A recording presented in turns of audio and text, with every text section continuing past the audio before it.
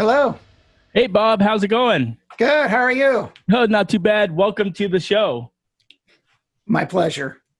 I actually have to tell you, I'm so excited to talk to you because this is one of the topics that I've always been fascinated with and by. And I don't know if Nick told you, but I used to live in Portland, Oregon. Ah, I was there. I was a pilot. I flew C-17s out of McCord Air Force Base in Tacoma, but okay. I lived in Portland. Cool. And, I'm originally from New York. So when I went to Portland, I was like, oh, my God, this is Bigfoot country. And so we used to go hiking up, all over the place. And I would always be on the lookout for any signs of it. But there are some remote parts of the world. Oh, God, yes. People always say to me, how can Bigfoot survive in this day and age? Easy with some of the places that I've seen. Oh, it's amazing. I spent a bit of a summer out there in 2013. Originally, I had lived there for a few years, moved around the country, and had some free time, and spent a couple weeks out there with Jeff Robinson of the BFRO. Amazing place. We were out in National Park Woods and it just is so easy to get lost out there. There's so many back roads and logging roads. It was just quite the experience. Oh yeah. So my husband's brother is a big Bigfoot fanatic, and he lives out that way, and he belongs. I don't know if he belongs to BFRO. Maybe he does, but they would meet and go out to I'm trying to think of Yakima or Sisters or any of those places, and so he would send pictures and out in the middle of absolute nowhere with nothing. So I think it's absolutely possible. But we were on the south side of Mount Hood. You could see for miles. There's nothing but trees. Nothing just but incredible. Trees. I used to fly from a little airport called Patterson in Vancouver, Washington, which is right across the river, right by PDX Airport. Yep. And I used to fly to either Hood River, or I'd go over past the pass, or fly through the pass of Mount Hood and land in Bend. And I remember we took off and we got past Hood River, and you start seeing the vastness of the forests and the mountains, and you're thinking to myself, God Almighty, they talk about overpopulation on the planet. I don't know how they can say that with all that uninhabited land. But listen, before we get too far into it, why don't you tell a little bit about yourself? I read your biography, but I want you to sort of tell a little bit about yourself and your affiliation with BFRO. Sure. Grew up in Northeast Iowa, a very small town called Waukon, 20 miles from the Mississippi and 20 miles from Minnesota. Nobody really lives up in the county. There's about 12,000 people, so it's heavily wooded. And in high school, I actually did a speech where I interviewed a person who had seen Bigfoot. And I'd always been involved with it. Some of my classmates, and I think it was like 1972, 73, when the Legend of Boggy Creek went out, we went down and got this crap scared out of us by watching the film, and it was just a wonderful time. I know, I highlighted it. I haven't seen it, and I want to take a look at it. Oh, I think it's available on YouTube. It is a great film. Anybody in my age group, that's what got us hooked on it.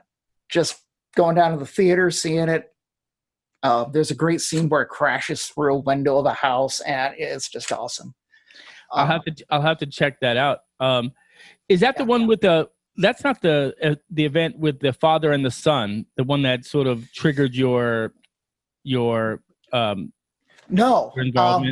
That was later. That just got me hooked, and then through school, through junior high, grade school, high school, just buying the books on Bigfoot, and then life happened. Kind of lost track of the subject, and then Finding Bigfoot came on with the BFRO. And I ended up going on an expedition in 2012, a little camping trip out in northern Iowa. And I've been hooked ever since. I got involved. I'm a researcher now, investigator with the BFRO, as well as Lowlands Bigfoot, which is right. What is Lowlands? Tell me more about that. I saw something about it. Sure. It was started by Steve Moon. And what we do is more of a science-based research group. Most investigative groups, they take calls from witnesses or emails from witnesses, and then they go out and do kind of a passive investigation. They go out and check out what the witness saw and record it and track it. What we do is try to do it strictly from a scientific point of view. So we check out the weather, we check out the geology, historic records of the area, and really just like follow the rivers through the upper Midwest and track what we find that way. Steve Moon organized the group, and there's several other investigators in there. Brian Woods, for one, down in Missouri. We just go out and do our own thing. So your organization, is more scientific based, right? Now, so like I know that the BFRO and most Bigfoot organizations, they rely on eyewitnesses, and then they go after the fact, right? Right. We try to do it before the fact. We try to just utilize science. Like, we've seen it in this. We've seen possible sightings in this area for ourselves, and then based on the geology and the geography of the area, you start following some of the oxbows around some of the smaller rivers in Iowa. They're heavily wooded. Access to food, access to water, means of escape, and low population, and we start investigating those areas. So I'm curious. One thing I've always thought of is there's so different types of geography across the United States, right. And it seems like Bigfoot sightings tend to be in mountainous, heavily forested areas of the country, but there's also some, in like, who would have thought that you'd have a sighting in Iowa? So right. What have you learned about where they populate, where they are? That's a good question. It really does follow the geography, the lay of the land. If there's water and woods, we seem to have a population of Sasquatch living. And it's more like, for example, in Iowa, eastern Iowa, it's just a massive watershed. You have the Cedar River, you have the Iowa River, all going tributaries of the Mississippi. And they're bends and just little nooks and crannies, which are heavily wooded. Same thing up in the northeast part of the state, which really is hilly, much like southern Wisconsin. It didn't suffer when we had the last ice age. It right. pretty much missed us. So you have all these wonderful valleys and nooks and crannies where there really isn't anybody that's living, or just a very, very small population. You have a lot of water and a lot of food. It just is a perfect habitat. You start comparing it to other states like Ohio, West Virginia, Northern Virginia, Western Virginia, Tennessee, Kentucky. It's similar. Right. So that also brings up another question. Is you have Bigfoot sightings all over the country. How is it possible that we can't get a legitimate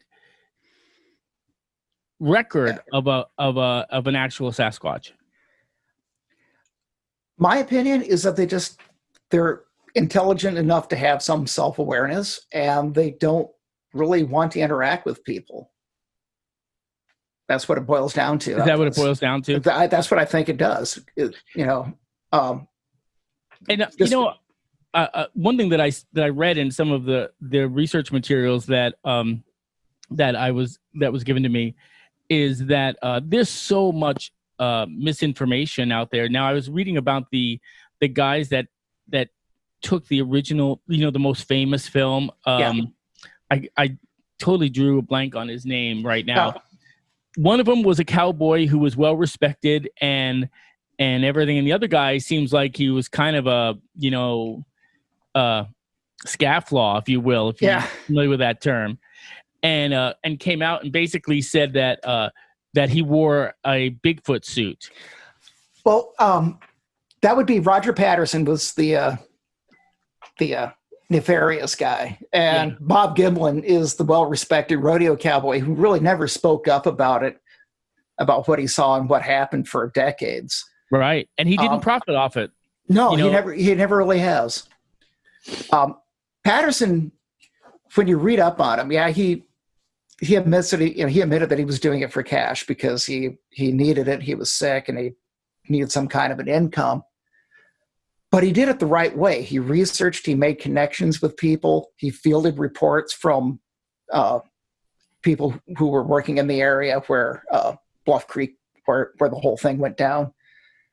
And they spent, I think it was like 2 weeks on horseback going in and out of all these canyons and waterways. And it literally was the last couple of days where they saw what they saw. They filmed the entire, I think it's like a 2-minute little clip of the Sasquatch walking through the dry riverbed. right. And I looked at that. I've watched that video several times. Yeah. And one of the things that I always am struck by is the arm swing. You know, Yeah. how wide that is. I mean, it would be pretty hard for a human being to have that kind of stride, I would think. Right. Even if you're faking it, eventually, sometime during that minute and a half, you're going to break into a normal walk, even if it's only for a moment. Right. Plus, it doesn't look down as it's crossing that riverbed and the rocks. I thought that was interesting. I thought that was interesting too. Yeah. You know, and then just watching, you know, just reading about both of these guys and who is this guy? I can never say his name. Harmonious? Or Hieronymus? Hieronymus? Yeah. He was another researcher that, if I remember right, he happened to have been in the area, and I think he was the one that brought up the casting material. Right. To do the trackway. There were hundreds of tracks they found, but they just couldn't do them all. And there was rain that was coming in and they had to cover them. So it wasn't well planned if it was going to be a, type of a fake thing. Right. I was reading the account of the father and the son. You're familiar with that one, right? Is this the one that up in Oregon in 2013? Yeah. Yeah. I mean, that would literally scare the shit out of me if that happened to me. That is the best story I've heard. It's why why Jeff did the expedition on that area of Mount Hood, the south side by Sweet Home. Just an incredible story. And I was fortunate enough to have the witness and his son describe it to me for, I think it was like a 20-minute conversation we had, and they were still shaking a year later. Yeah, that's what I read, that especially the kid was really still shaken by that event. And it's, you know what I found fascinating about that is that they were in their tent, but then when they came out of their tent, the creatures didn't leave. Right. That's what would freak me out. Is, you would think like, if you stumbled across a Sasquatch, that they would, when you came out, they'd be startled and they would leave, right? But they didn't. So it's almost as though they were stalking them. Yeah, it was like they were challenging them. Like, this is our home, our living room. You guys got to go. And they did. I thought that was interesting. So and then I watched, I think, 5 or 6 YouTube videos, and I'm sure you've seen these. The one where the kid was shooting his gun, and that creature runs across the horizon. Was one. The other one where the guy is running out of the brush, and you can tell he's scared out of his wits, and then in the foreground you can see something crossing the field behind him. I don't know what I would do about that. And then, of course, are you familiar with the video of the kid or group of people? They were hiking in Idaho, I think, and there was a Sasquatch on the hilltop. Are you familiar with that one? Is that the one? Like, I think it was a Memorial Day one where it ran behind him. Yeah, I've seen that. That's in a couple of documentaries as well. So, one of the things that I this is a question I have to ask, because anyone who's listening to the show is going to they'd be like, why aren't you asking this question? If all of these Sasquatch sightings are all over the place, and there's an organization that is actively pursuing the to find out and to prove the existence of Sasquatch, why is that not happening? Like, I mean, with infrared and radar imaging and all sorts of different things, why can't we find let's just say a primitive creature that doesn't have that technology? How do they hide from that? Well, we're going into their territory, like their house, so they know all the nooks and crannies where to hide, for one. And it's my belief they don't want to be found. In addition, we're talking about huge amounts of territory. Trying to cover that with just a handful of people makes it very difficult to try to find anything. It's not like a deer population or an elk population where there's hundreds of thousands where a hunter can go in and find them pretty easily. We're talking about something that absolutely doesn't want to be found. So if you're stating that, then is it your belief that they have some level of intelligence and cognitive thought? I think they have some type of self-awareness. I think they understand that they exist. I think therefore I am. I think they have some kind of level like that. But doesn't it take cognitive thought to say, I perceive a threat, right, and therefore I need to take a specific action to mitigate that threat? That's what I'm more interested in. Yeah. Is, do you think they have that level of cognitive thought where if they think that they're being hunted or if they think that they're being followed, that they more than instinctual, right? Because animals are instinctual and they still get hunted and killed. But if you have cognitive thought, then you can say, oh, I need to build a shelter, or I'm going to build this, or I'm going to hide here. And, and I'm hiding specifically from that. Exactly. As I've had experiences like this where I've been out walking a back road or walking through the woods late at night and have had things thrown at me, like rocks. I've had a branch broken off and whipped at me. It's my sense that it's more of a warning than anything else. Like, hey, you're too close, get out. So then that would lead me to believe that they're not violent, that they're not aggressive, they're territorial. I think they're territorial, but I know they can be aggressive if pushed. You don't really hear about stuff like bluff charges, but I hosted an expedition in Iowa, and a guy that works in law enforcement was on a creek bed walking, and he heard this thing crashing down through the woods at him, and he saw enough of a shape to know it wasn't a deer, it wasn't a bear, and it wasn't a person. And it ran up to probably 30 or 40 feet from him, and he said it sounded like it was stomping on the ground. And he's in law enforcement. He figured he'd kind of want to see what was going on, but he turned and got the hell out of there. Right. Well, quite frankly, I don't even know what I would do if that ever happened to me when I'm out backpacking or hiking. And if I saw that, first of all, is something that large, and of every account that I've read, they're all 8 feet tall and pretty big. So, seeing something like that in the wild would cause me to be scared. And I'm trying to think of a swear word, but it would be crazy. I did read something that I thought was interesting, and that was a piece about their glowing eyes. Tell me about that and what that is. Sure. It's actually eye glow. I know people say eye shine, but that's what you do. That's what you get when you catch a deer in the middle of the road and it looks back at you. It's just light reflecting off the back of the eye. Eye glow, it apparently is like some sort of bioluminescence, which is not uncommon. Sure. In nature. I've seen bioluminescence on a boat. Yep. There's bioluminescence, moths, insects, sea creatures. And it sounds like it's kind of bizarre until you actually have seen it. And the very first time I went out on any kind of an expedition, within about 20 minutes of going out, I had the most incredible eye glow experience. It was just awesome. Oh, really? Yep.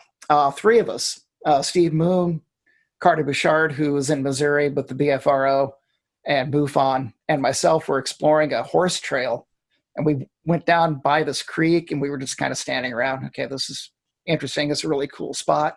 And we all saw it at the same time, this eye glow on our left-hand side, up higher than our heads. And we watched it for about 30 seconds, kind of move to our right and then down into the ground.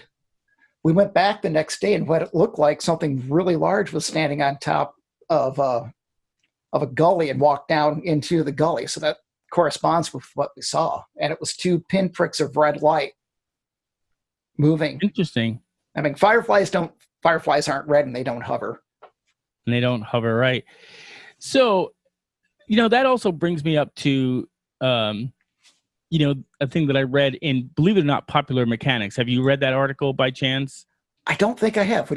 It's called "I Found Bigfoot, Maybe," and it's written by Matt Blitz. It was July 17, 2019. It was written last year, Okay. And he went on an Ohio expedition with the Bigfoot BFRO.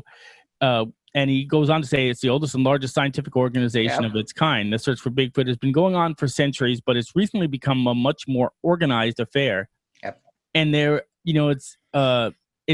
went on to say that over the years there have been documented sightings and vocalizations that made Ohio a prime Sasquatch territory, and mainly because of the plentifulness of forests and water sources and a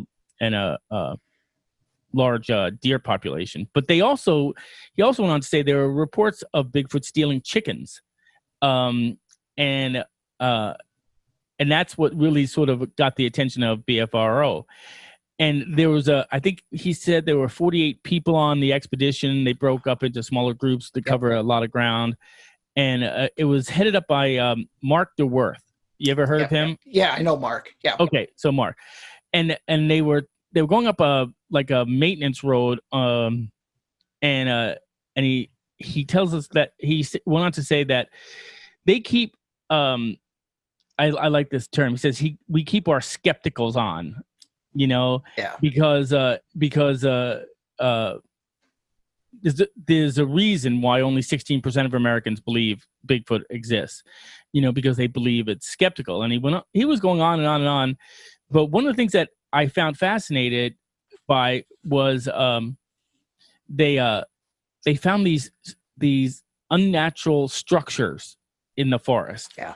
Right, where there were trees that were bent over and trees manipulated to create some sort of structure. But when I was looking at the photos, and I was thinking to myself, why would a Bigfoot create a structure with no thatching? You know what I mean? Why would they just bend over trees? And I was curious, do you have any idea of like what their habits are, or what their what's that word I'm thinking of? How do they survive in the forest?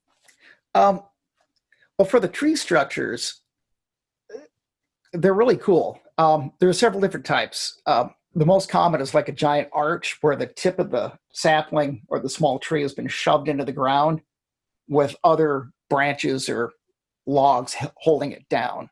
Right.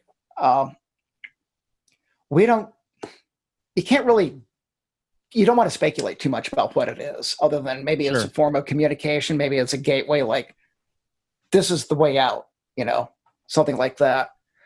Other structures we have found are just, you scratch your head and just wondering, what was anything thinking?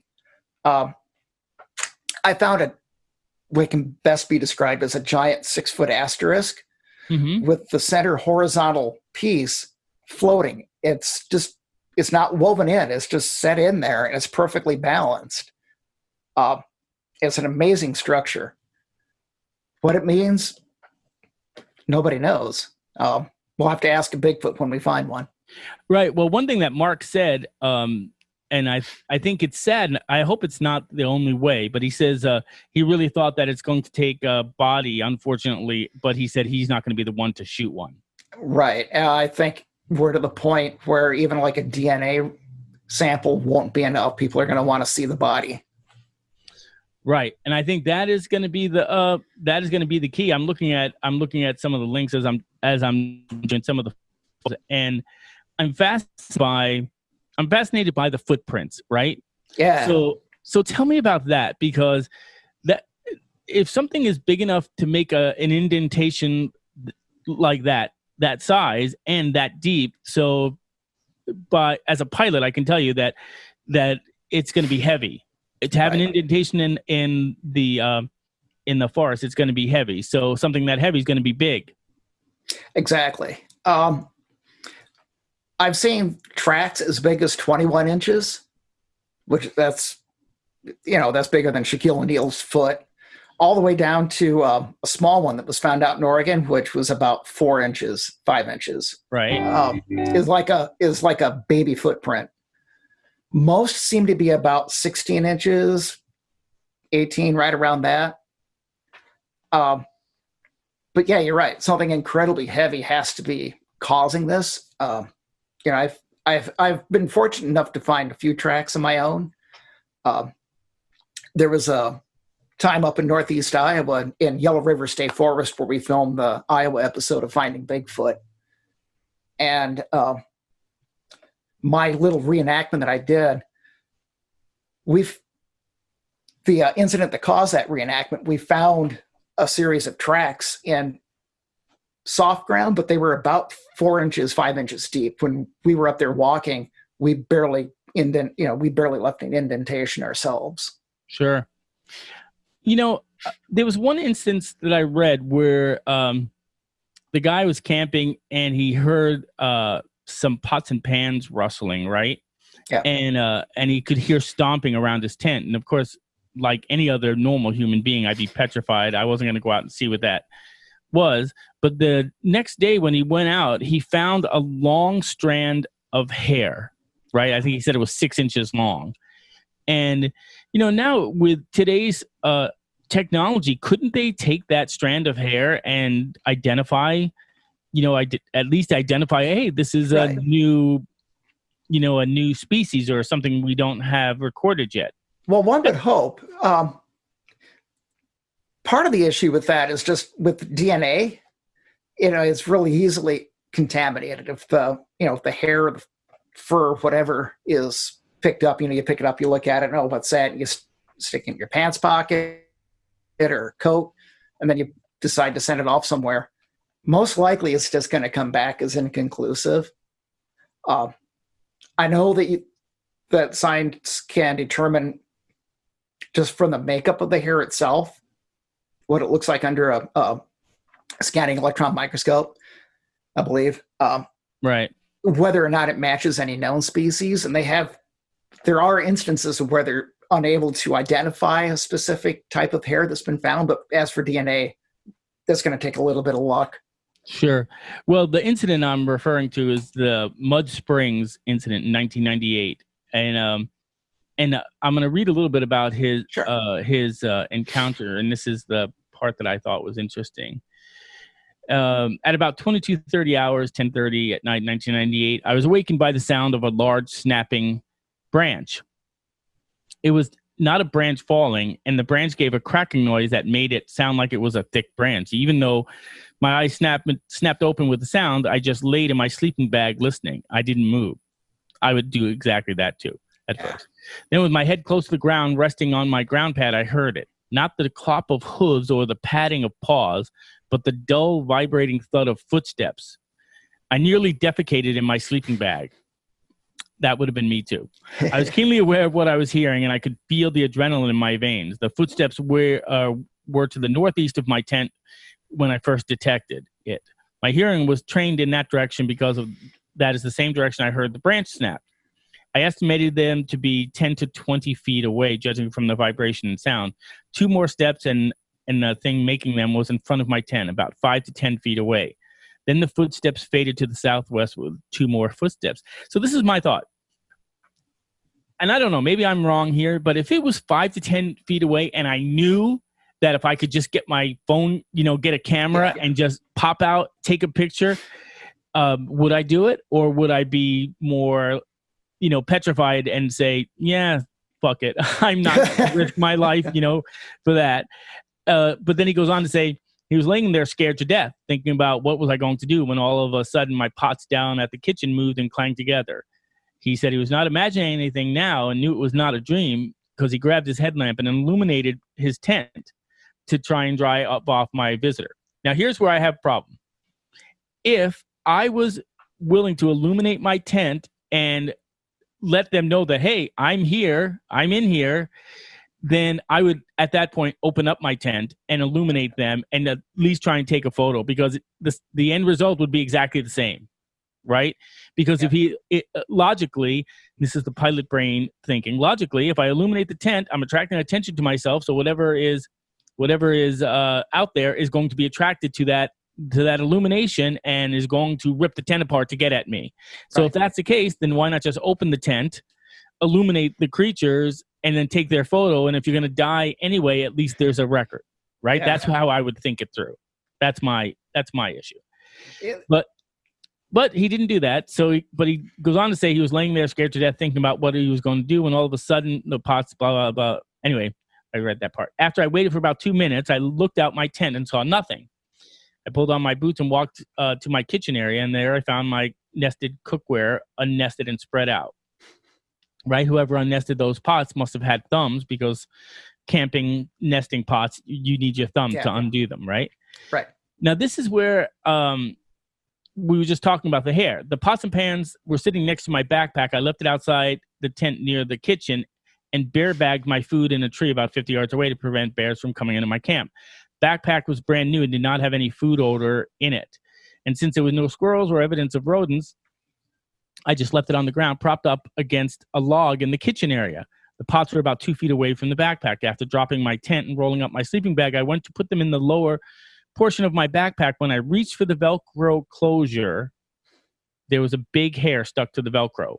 The hair, which is in my hands now as I write this, is approximately 5.5 inches long, root to tip, and dark brown in color. And as you get closer to the tip of the hair, the color changes to reddish orange.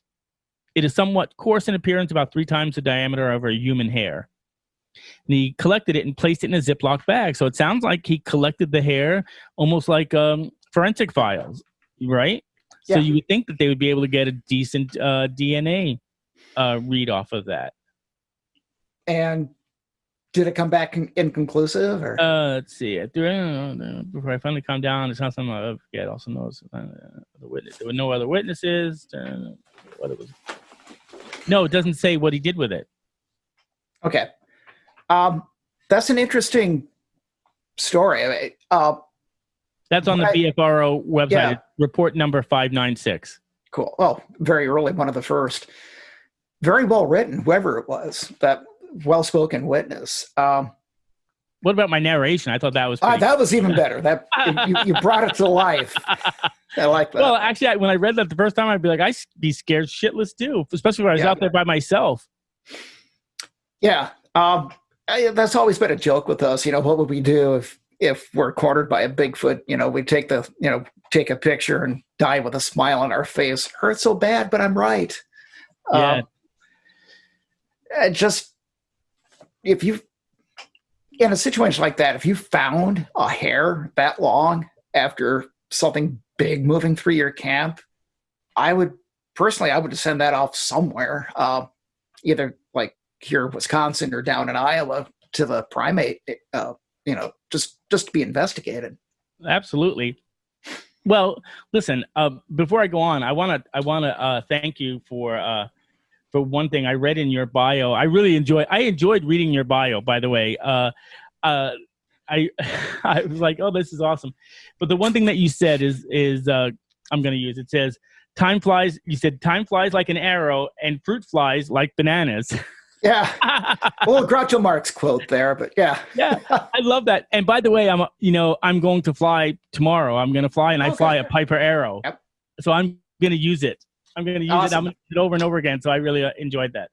But, your history is pretty interesting. I mean, especially the part where you went to, became a creative writer, and then, and then you went to professional screenwriting.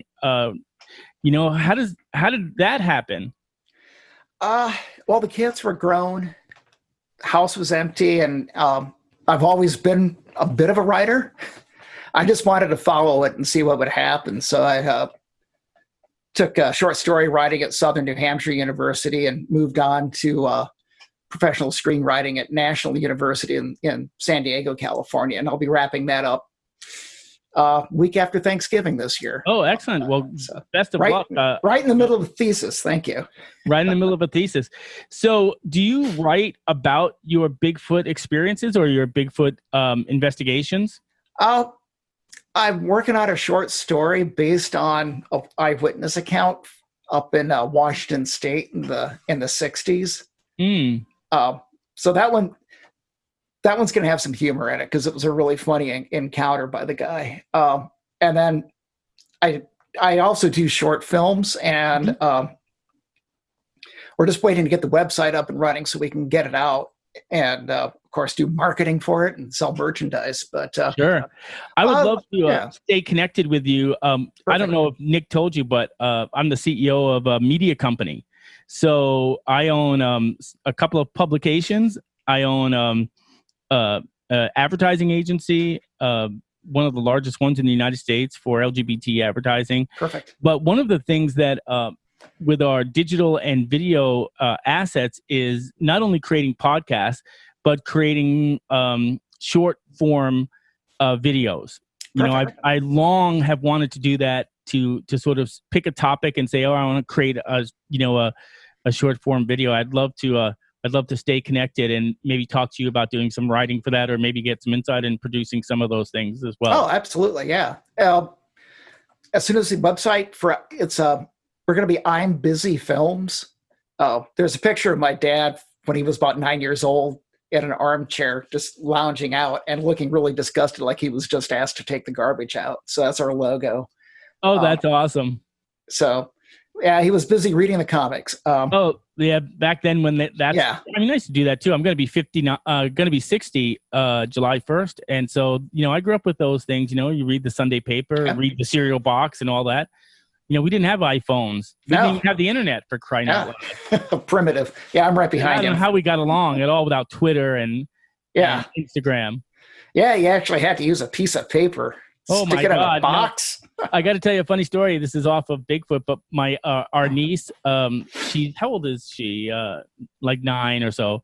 She sent us a thank you card. She drew it in crayon, for some Christmas things that we got for her. So I actually sat down, Bob, no lie, and I wrote her back in a letter. And I wanted to write it, not type it, but I hand wrote it, put it in there because she would never in a million years probably know what that is. She's like, oh, I didn't get an email. But anyway, sorry to digress a little bit. No. Talking about historical things. So, here's something that I want to bring up that I think is fascinating. In 2020, there seems to be a rash of revelations about UFOs, right? Yeah. And the government acknowledging that there are some things out there that they're not aware of. What do you think is a timeline where it's going to be revealed that, yes, there is a Bigfoot. There is a Sasquatch. We haven't caught them yet, but there is. We have definitive proof. And what does that look like? It would be nice if it happened this year. We need some kind of a distraction, something positive to happen. Absolutely. We've had virus, hornets, riots. Now we've got an asteroid aiming for us in September. You don't have much time, Bob. You better get on. Yeah, I got to hurry. A little bit of good news would be helpful. And what do you think would happen if one was captured? Not just documented, but captured. Right. Oh, lots of things. The economic impact alone would be devastating to the Pacific Northwest, because you'd have the issue of whether or not to declare most of Washington State, Oregon, Northern California is like a habitat area. Sure. If you think the whole owl, the hooded owl or whatever it was, spotted owl. Thank you. Yep. I think that controversy was big in the 80s. I think it was. Yeah. Just wait until a Sasquatch comes along. Well, it would, first of all, I think it would get a protected species designation. I think that's the first thing. But do you remember the original Jaws, not, Jaws 5, 6, and 7, but the original one where once they found the shark and everyone now believed it was a shark and so forth and so on, you see everyone and their brother going out in all the boats and, and being crazy trying to catch the shark because of the reward. Do you see that as a possibility? I think so. Again, I'm hopeful that the possible habitat area is so large, it's going to be difficult for guys in the back of pickups with shotguns to find one. They probably have more chance of shooting each other than finding a Sasquatch. Right.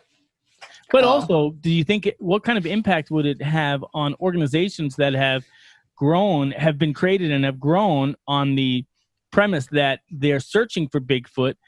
Once they find one, then, is that going to change the paradigm of what these organizations, would they shift, in your opinion, from searching for them to advocating for the protection? I think it'd be twofold: advocating for the protection and tourism. We know the good areas. We would assume that the organizations know possible habitat areas and just help take people out. Interesting. Do you think that would have a positive or negative effect? Because if you commercialize the search for Bigfoot, it seems to me that you're going to have people that are going to try and capitalize that, and as a result, create more mayhem in trying to to spot them. But on the opposite end of the spectrum, you could use the example of whale watching, right? Whale watching in a controlled environment actually helped the whale population rebound from whaling. That would be the best model to follow if and when a Sasquatch is discovered. I think that would be perfect. Just follow the whaling model. Take people out, limited number of people. Well, the only one thing that I think about is, first of all, I believe that there's something out there. There's too much circumstantial evidence to ignore, right? Now, there's nothing definitive, granted. And so people say, Bigfoot is this, there's nothing, we would have seen it by now. But there is so much circumstantial evidence. And I think just like now in politics where everyone has a cell phone camera and all of that there's going to come a time when someone's going to be out in the woods with their iPhone 11 Pro Max, and they have good signal because we have satellites flying around the globe, and they're going to see something and they're going to record it, and they're going to record it in such a way that it is indisputable, right? That's I think is the first thing that's going to happen. Yeah. I get videos sent to me once in a while, and they've been heavily edited to just the interesting bit. Mm-hmm. I want to see the 10 minutes prior to whatever you filmed and the 10 minutes after, and I'll be the judge of what's the good part. And that brings up a great question. How do you determine whether a lead is a legitimate lead to investigate? That's a great question. I think in the BFRO, we've had about 63,000 tips, witness accounts, of which you can rule out about half as jokes. I got a Bigfoot living in my basement. Yeah. Good. Here's some Lysol. You're going to need it. If you can find it now. Yeah, that's true. And then there are obviously people who need assistance mentally. We keep getting a report from a very nice woman, but she keeps seeing Bigfoot on State Street in Madison. Not likely. Not likely. But the rest of the reports we get are really interesting. And like those kids, I want to interrupt you here. That kid, that father and son team, right? Right. You can't fake legitimate fear. Exactly. Not exactly. And that's why you go out, you listen to, you would like to meet the witnesses face to face. Sometimes that's not possible. You just communicate with them over the phone. I know Jeff, when he interviewed the father and son, he spent hours with them and got to know them quite well and was able to judge their character, and they weren't lying. What we look for in reports, I've seen them anywhere from like, I saw a Bigfoot. Okay, that doesn't help. To these wonderfully written 3, 4, 5 paragraph long stories. Right. And you kind of can rule those out too, because there's just way too much detail. Right. Because if they had that much detail, then they have documented an actual creature. Right. And and then you fact check. I saw it during a full moon. You check the date. Well, it was a new moon, so there's one. Right. You check out the location. Is there any way that it could have been anything else? When we go in to investigate, we're going in basically trying to debunk the witness, if you will. Right. That what they saw was a bear. What they saw was just a stump with leaves blowing at it out in the distance, something like that. Right. And so when you investigate something, walk me through the process. What does an investigation look like? So you basically do a phone interview. After the phone interview is done, if you think to yourself, or do you think to yourself, wow, this is legitimate. I want to meet these people and I want to see if they have any other corroborating evidence. Good question. The very first report I ever fielded was an 83-year-old guy who is just a nut. He is hilarious. Lived up on the Wisconsin River, and he came home one night and saw one standing right on their back porch. And I'm thinking that's not really likely. But I went up to his house. I interviewed him in person. I interviewed him on the phone. I got to know the guy. He wasn't bullshitting. He saw something on his back porch when he came home one night. And then he had other stories where he and his wife were sitting in their whirlpool on their deck and saw stuff out in the woods around their house. Bob, this is why I live in Chicago. Because if I saw Bigfoot on Lakeshore Drive, I'd know the world is about to end. Right. But no, I've been, in all seriousness, I've been in parts of the country where it is completely remote, and people don't realize that it is, just like the ocean. Someone told me once that we only explore less than 3% of we only know less than 3%. When you see all of these vast open forest areas and mountainous areas, you realize that yes, there are a lot of people, and we live in concentrated areas of the country, but there are vast areas of open land, and we probably know a small fraction of what's in there. Right. A historic report, the miners in Washington State in Abe Canyon in the 1920s, where they were trapped in their log cabin and stuff was pelted at them and came up and hit the cabin. Yes. So you would think that a place like that would be really easy to locate. It took like 70 years before Cliff Brockman was able to discover the actual location. And it's not that far from populated area down in southwest Washington State. Well, yeah. I mean, listen, in some parts of Washington State, you don't have to be far from a populated area to be out in the middle of nowhere. Yep. If you've ever driven from Portland to Bend and you drive through the pass, and I remember driving in the summer, and we said, "Oh, let's just take this logging road off to the side," and in a very short while, we were literally out in the middle of nowhere.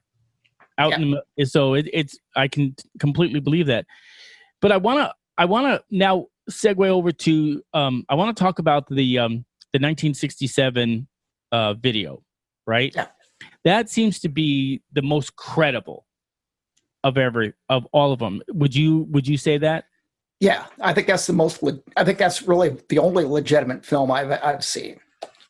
And do you think that the guy that was kind of a scafflaw, did he do enough damage to undercut any sort of credibility for that encounter?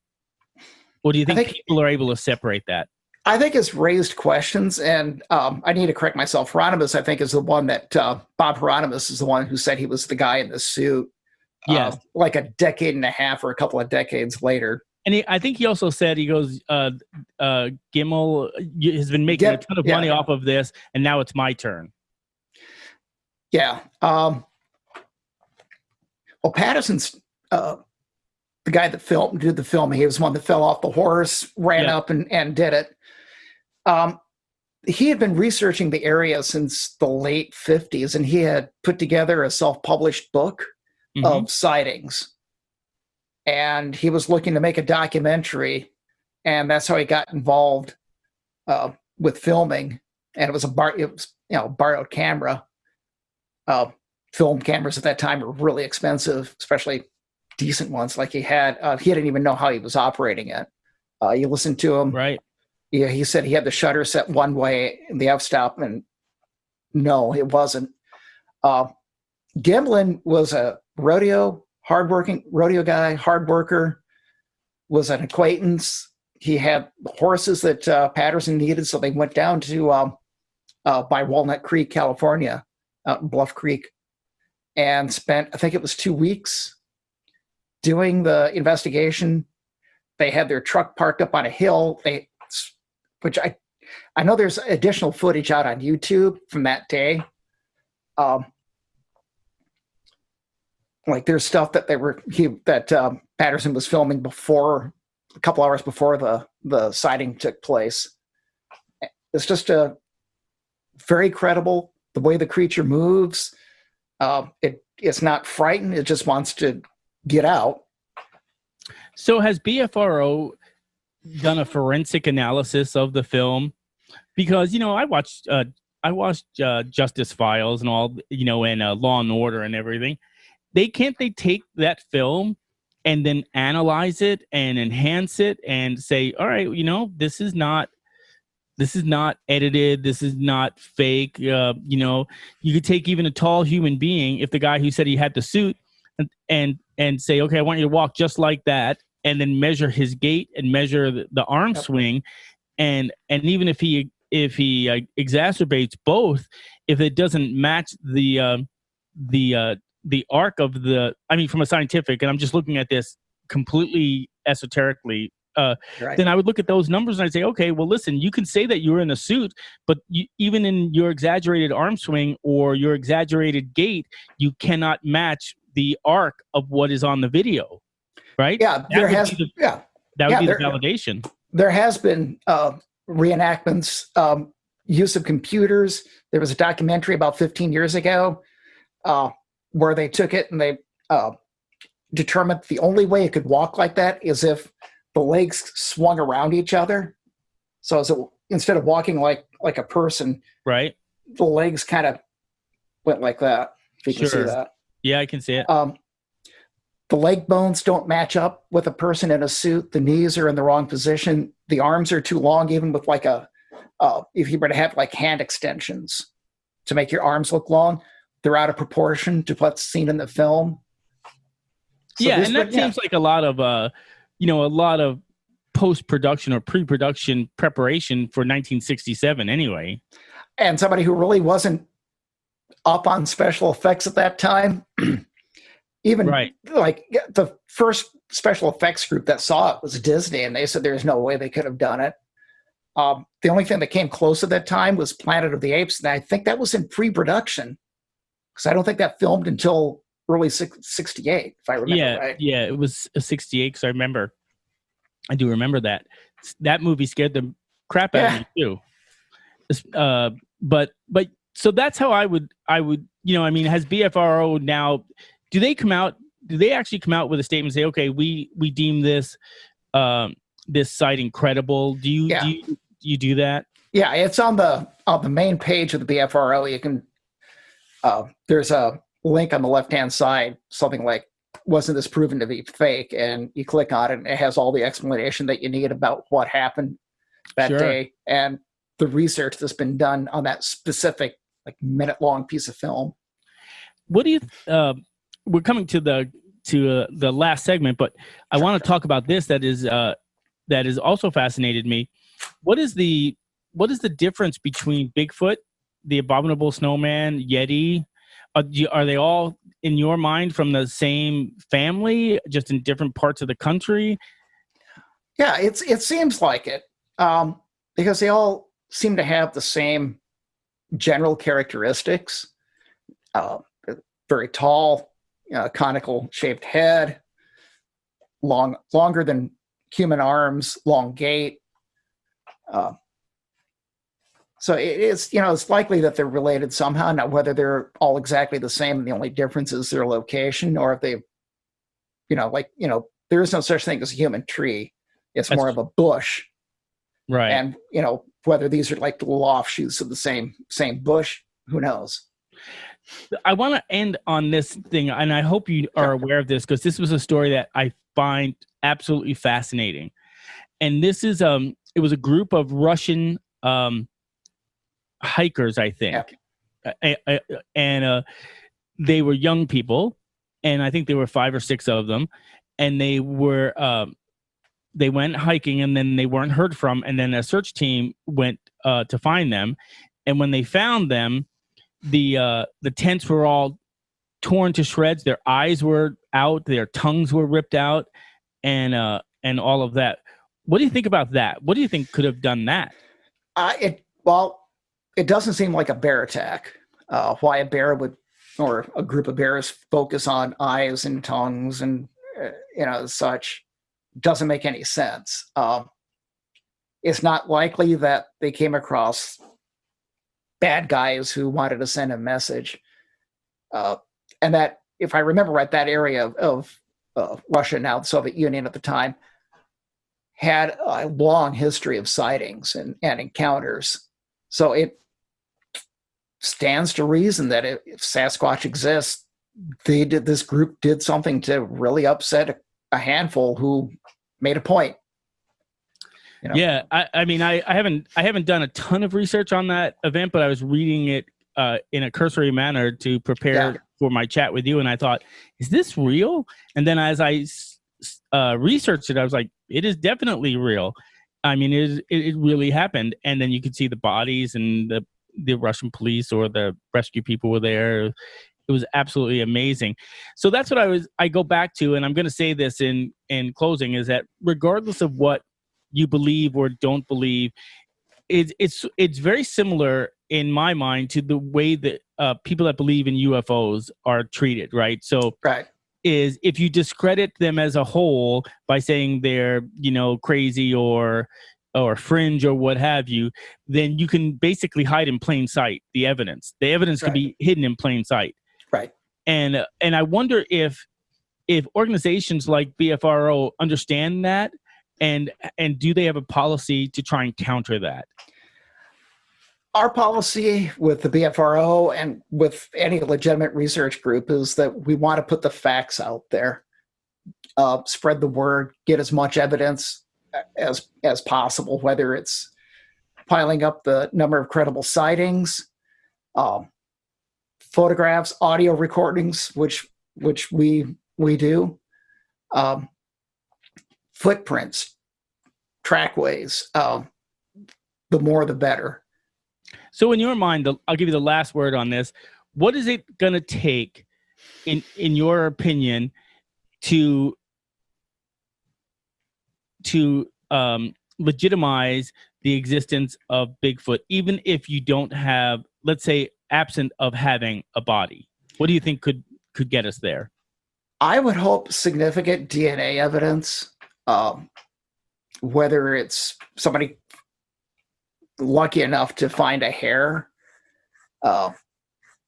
blood, bones, perhaps. On occasion, we do manage to find some bones in the woods before predators get them all scattered. It would be nice if we found something. And I hope it doesn't take a body. That would be, that'd be exciting, but I think immensely sad as well. Right. The research groups are pretty divided on whether or not it's kill or no kill.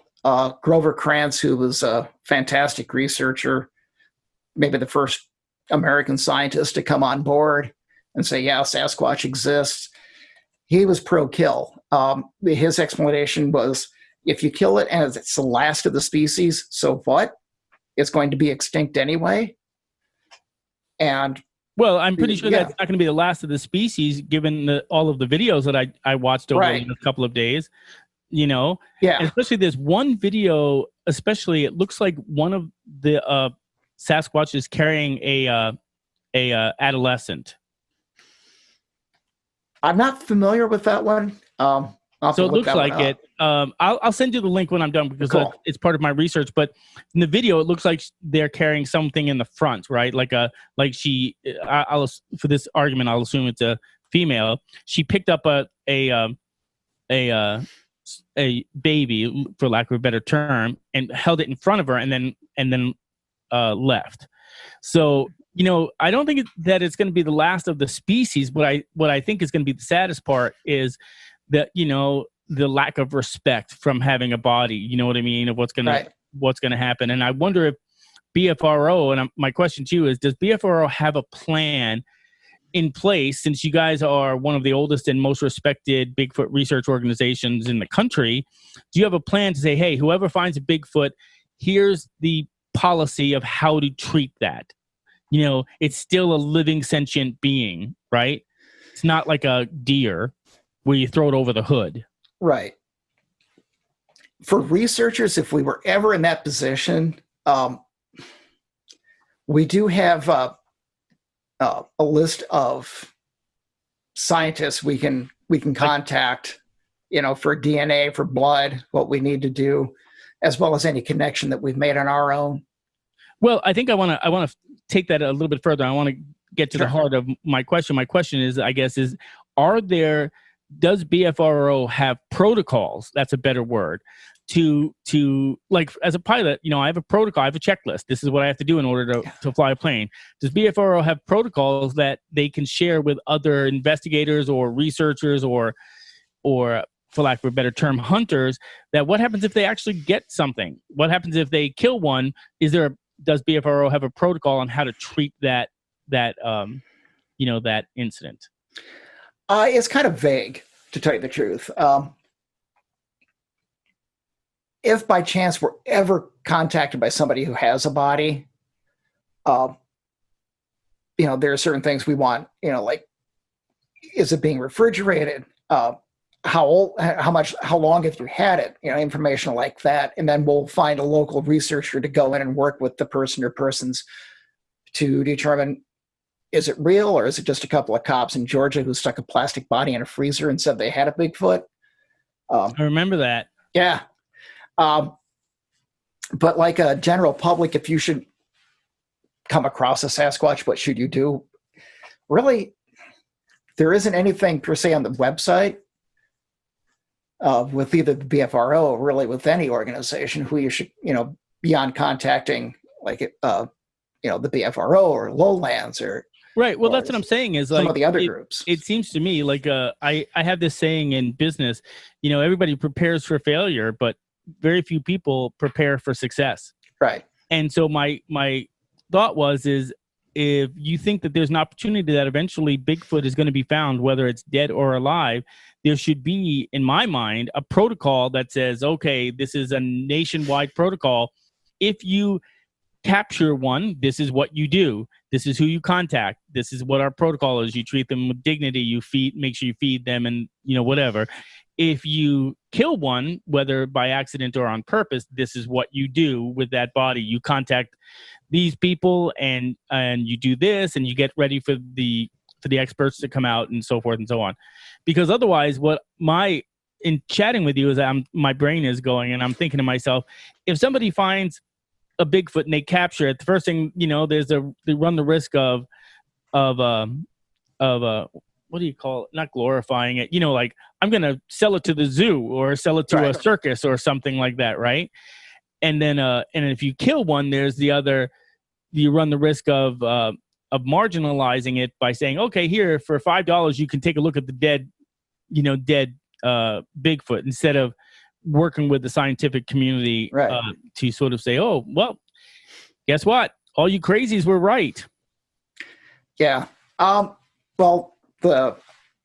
seeing a body for $5 when I was a kid, the county fair skipped out one year, and our city council was left to fend for themselves, and they were able to pull in a sideshow. And one of the things in the sideshow was the Minnesota Iceman. Oh, yeah. Glass coffin Now, whether it was the real thing or the rubber suit that was moved around the country, I have no idea. But man, I remember seeing that in '72. That's what I would be afraid of. Is Yeah. If you capture it, is it treated like an animal, like a deer or a bear, or is it treated like a humanoid? Right. And that's. I would hope that whoever corners one and is lucky enough to actually capture one would treat it with respect until we figure out exactly what it is. Right. Wouldn't it be a revelation if, they were a lot more intelligent than we believe, sort of like Right. dolphins or something where, Right. they're not just an animal to be eaten or destroyed or anything like that. But Exactly. Bob, it has been an absolute pleasure to chat with you. I have enjoyed it so much. I probably could talk to you for another hour Yeah. or so, just about Bigfoot and everything else that you're doing. I hope that you'll keep in touch, and Nick will get you my email. Make sure you connect with me, and I would love to talk to you about some future projects. That sounds great. I'm looking forward to it. It's a pleasure. Have a wonderful evening. Thank you for being on the show, too. Take care. Thank you. Yeah. Bye-bye. Bye-bye.